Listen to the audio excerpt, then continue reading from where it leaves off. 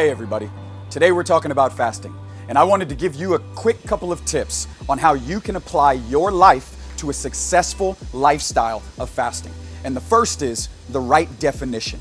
I think a lot of times we excuse or exempt our life from the conversation of fasting because we don't define it correctly.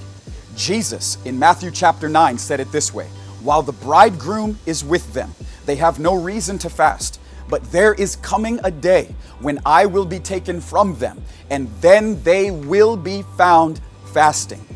Your life as a lover of Jesus, if your life fits into the conversation of being a follower or a disciple of Jesus, then your life and my life is included in this conversation of those that will be found fasting. It's important that we define it so we understand where our life fits into the conversation. Fasting is for you and it's for me because we love Jesus. The second point that must be affected in a lifestyle of fasting is our attention. Fasting, in most cases, what I find is that people are able to turn from food. But fasting is not only what you turn from, it is equally and more importantly what you are able to turn to. Fasting is not just a turning from food, it is a turning to Jesus. We must be able to give Him our attention, not just taking our attention off of whatever items we may be fasting by way of food in and of itself, but giving the whole of our heart and the attention of our heart unto a real person who is Jesus in your life and in mine. He is worthy not only of turning from something, but He is worthy and has invited us into a turning to something, a turning to someone.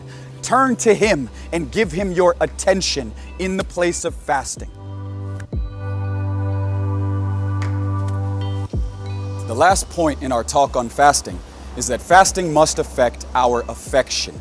In Philippians chapter 3, Paul writes, and he's speaking of some that are enemies of the cross. But the important line is he says their God is their stomach, meaning the way that they satisfied their lives was by pleasuring themselves. Their pursuit was whatever they became hungry for. Fasting sets us free from lesser lovers, from lesser desirable things in our lives, and the pursuit of ways to satisfy our longings and affections. Fasting, to be powerful in your life, must be affected by the right definition.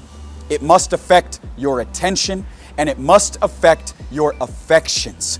You're a lover of Jesus. Apply your life to His invitation in fasting and watch what God will do.